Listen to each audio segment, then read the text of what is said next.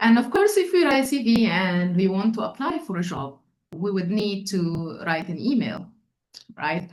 Yeah, And nowadays it's not common actually to write emails anymore, right? We usually communicate with each other by WhatsApp or messages on social media. And yeah, sometimes some people try to write email as they are writing a message on Instagram or so. yeah, I want maybe to switch the topic and talk about how to write a yeah. professional email, because also it's Mm-hmm, maybe the first impression about me when I send an email for my application, mm-hmm, sending my CV. I need to put it in a professional email to the job or the company. So mm-hmm. maybe I want to ask you, like, what are the main red flags that you see in professionals' email? I mean, I have a lot of them myself, but I would Yeah. love to hear about your own experience. First red flag, no subject. Uh, it's probably the biggest, in my opinion, or one of the biggest. The subject line is so critical. I guess you receive a lot of emails per day. Me too.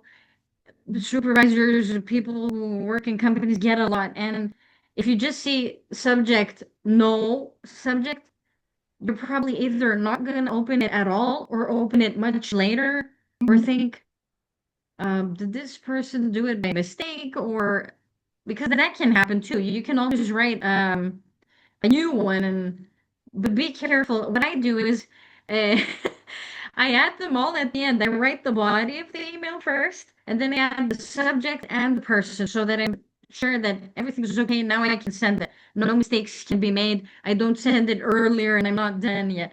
But no subject is a big red flag.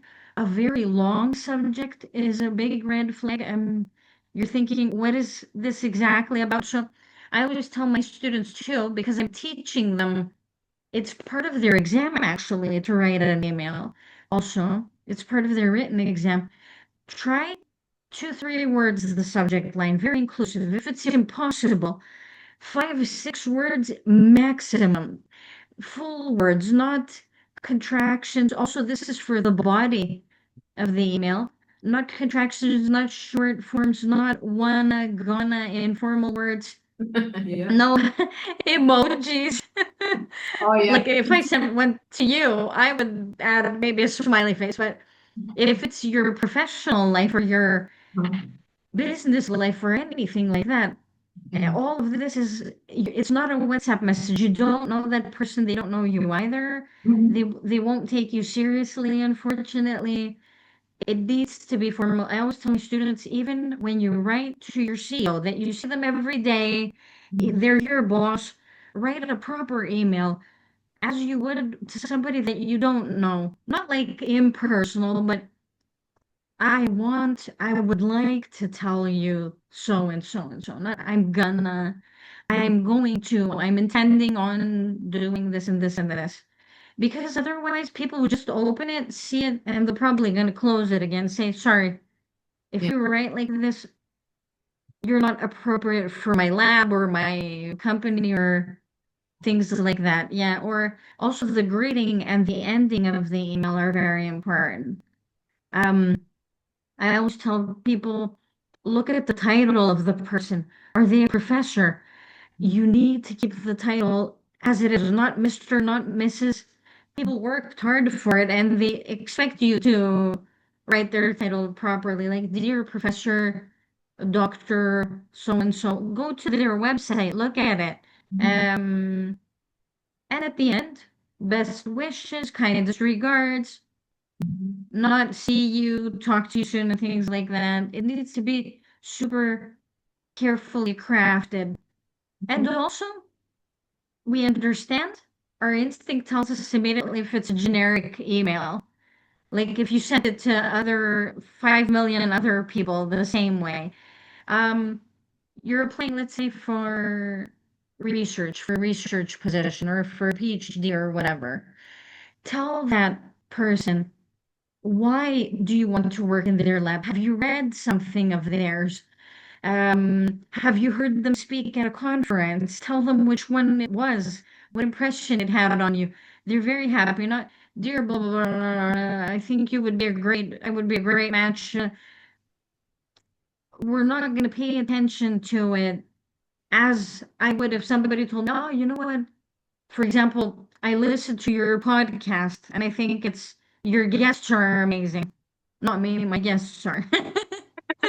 So I'm like, ah, that person took the time to see what I'm doing, Mhm. um, what I've done, and so on. Mhm. Mhm. If you haven't read something of theirs, or if you haven't seen them in the Exactly. talk, just write why you think their field is interesting. You certainly know what they're teaching, so tell them that thing. I think these are the main red flags for me when it's an email. Yeah. It's important ones actually, and you would be surprised how many people actually do all of these mistakes, Yeah. and they don't know how what is the consequences of such emails because Hmm. basically people will not read it, and of course you will lose already. Yeah. Maybe you can add something. So Hmm. also about sending emails, when you some people send generic emails, as you mentioned, to a lot of people, and sometimes they do like send all a lot of emails to all the professors in the same department, the same email. This is a big mistake because Yeah. people talk to each other, you know. Yeah. And if you send exactly the same email, I mean, mentioning that, oh, I am a good fit to your lab and I'm a big fan of whatever, Mhm. and it's exactly the same email, it's actually, you could get rejected because of that, because he said, okay, Yeah. you haven't even read about my work or my research, it's not Yeah. personal. You said the same thing to my colleague, so it's actually a Hmm. bad thing. So try not to send the same email to everyone or Yeah. all professors in the same department because people talk to each Yeah. other. And Yeah. especially And then the same email. exactly the same email. This is the point. Yeah, I mean, it's Yeah. always good to customize email. You know, it's really good to customize it, as you Yeah. mentioned, talking about the research or so. But then sometimes, okay, there are some emails if you're searching for a scholarship or so, and you make a small changes, but then not send it to the Mhm. same department, you know, Yeah. like maybe send it to someone in America and someone in Europe. So okay, it will Yeah. go. Hmm. Yeah. But when they are close to each other, it's not a good sign. Yeah. And sorry to interrupt you on this point that you mentioned, not a bulk email. So sometimes I receive emails and I'm in there with 10 other people. Oh, yeah. Oh my God. Some Yeah. people, yeah, some people don't want to share their email with other people, and then you kind of think, ah, that's very lazy. Like you don't want to send it separately to each one of us, and you just said, yeah, all of you take it, and somebody hire me, or Response, yeah. yeah, No, no one respond will respond. someone. Exactly. No one will Yeah, respond nobody will. for such Yeah. things. Hmm. Another thing I can also related to the structure, just want to share as well. When you write, of course, you have the greeting, and then you have the ending, like best regards or best wishes, and then you write your full name again. Like for example, I will write Dr. Omnia Ibrahim, and then write the signature for you. You know, like, Yeah. who are you again? Ah, yeah. Like I'm a lecturer at Phonetics and Linguistics Department, Alexandria University, Egypt. You know, so this would be my signature Hmm.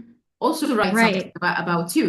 Because even if you have this information inside the email, for example, if you introduce yourself to such professor, write it again at the end because you want them to remember exactly who you are. So You're after, right. after your name, write who you are, what your signature is. You're Um, absolutely right. Maybe I want to ask you about also how to start the email because you know, like sometimes I see like hi Omnia or I don't know, or even worse, you know, like hello sir or madam, you know these emails from. Yeah. So how to professionally start like writing something, Yeah. yeah, someone. What is it great? Mhm. So I would say, let's say I didn't know you and I wanted to work in your lab.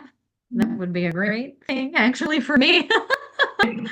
Uh, I would go on your website. I would check what is exactly her title. Ah, doctor. Okay. So, dear Dr.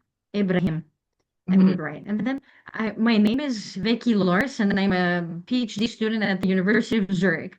I'm writing to you to express my willingness to join your lab for blah blah blah reasons. I've read all your work in psycholinguistics, for example.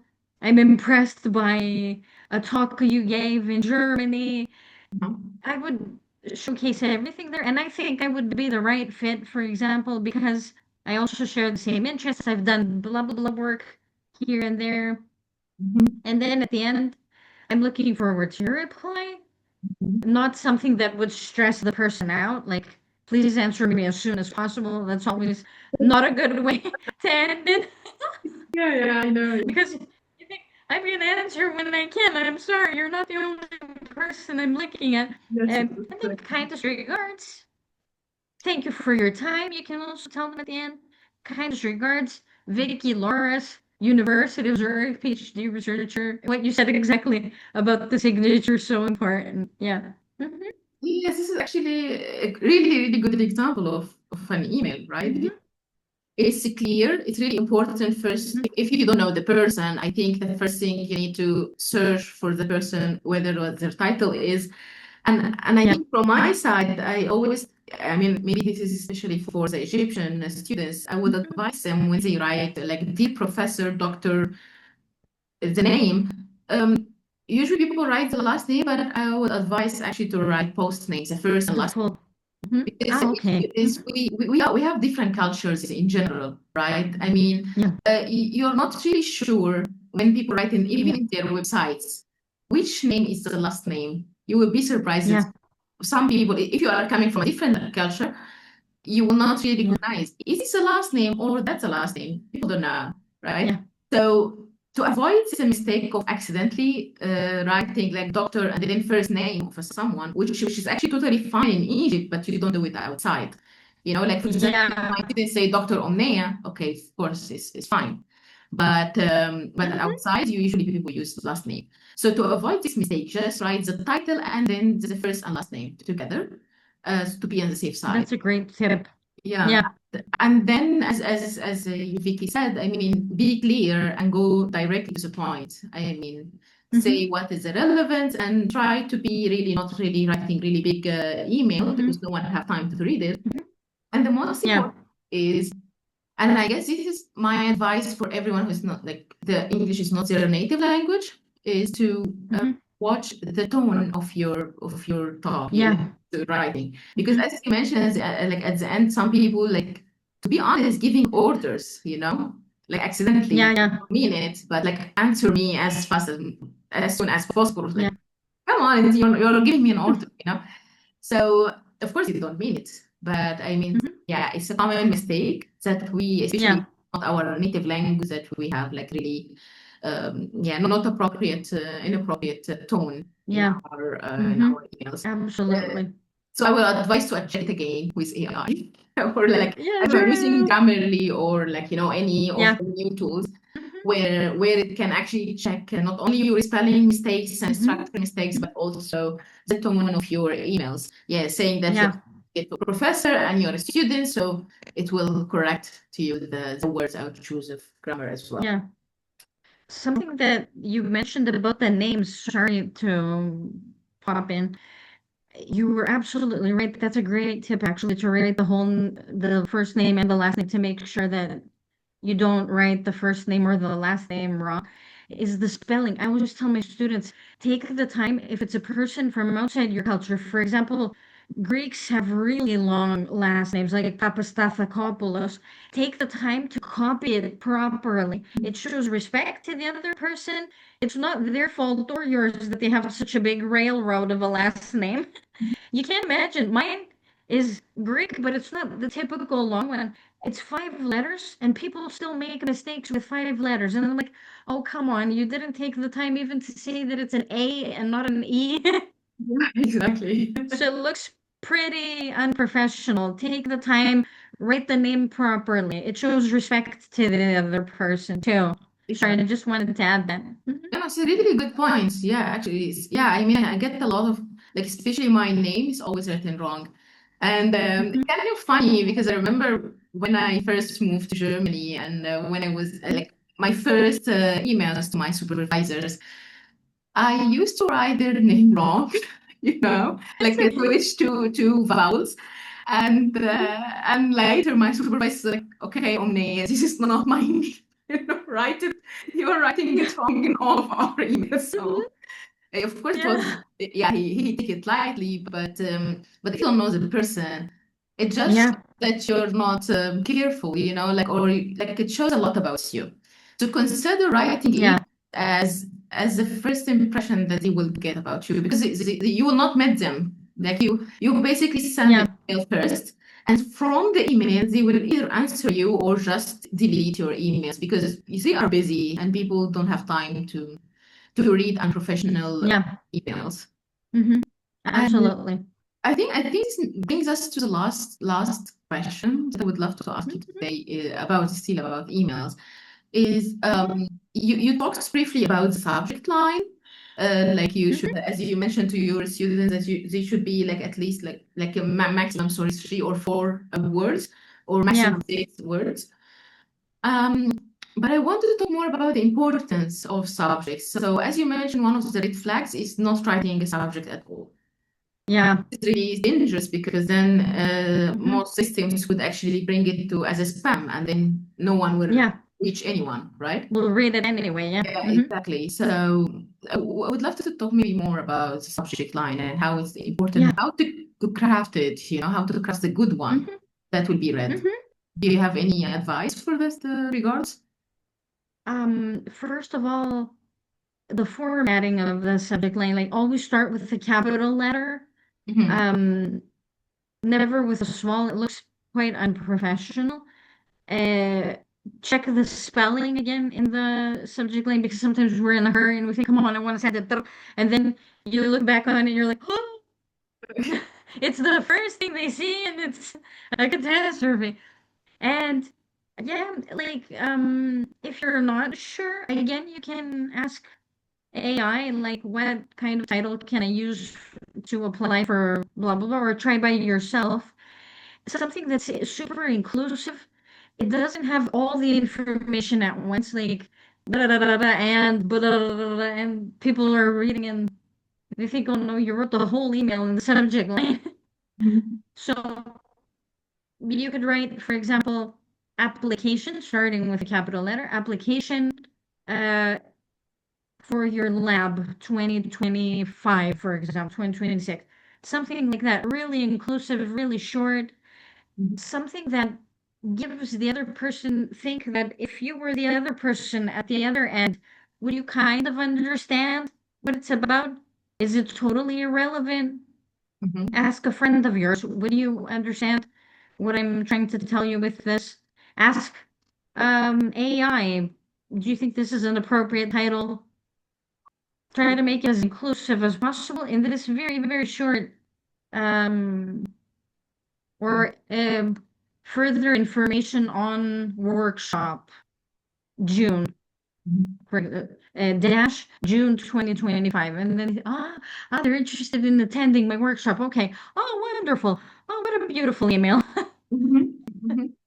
Yeah, yeah, exactly. It's a really good idea. And maybe I could add something related to the subject line. Is people use the subject line to search for your email later because sometimes, and this Right. happens a lot, professors especially, and I guess we did it a lot, said Yeah. you receive an email, you open it, you read it, but then you say, oh yeah, but I will reply later. And then Yeah. later, I try to search for that email again because I have a lot of emails later. And I tried to search back. But then, because the subject was, of course, I will not search by the body because it will take longer time. So I search only filter it by Mhm. subject, and I can find the email again because the Yeah. subject is really not helpful. Yeah. So Hmm. yeah, it's really important to have the subject written in a way Right. where it is clear, relevant to your email, and also relevant to Hmm. you somehow. So, for example, when I organize a lot of workshops and conferences, and then I get usually like the most common subject is a question about this workshop or something, and like the name of the workshop. You will be surprised how many emails I get with exactly the same title, the same subject. So, of Wow. course, everyone Hmm. wants to have some questions. So, I will easily lose the email. So, usually, what I do is actually write my name again in the subject, or at least like Ibrahim or maybe Omnia only if I know the person. And then like, yeah, and then I write the subject name. So Ibrahim colons or some or like whatever simple I want, and Mhm. then I can write questions about the introductory speech conference this year.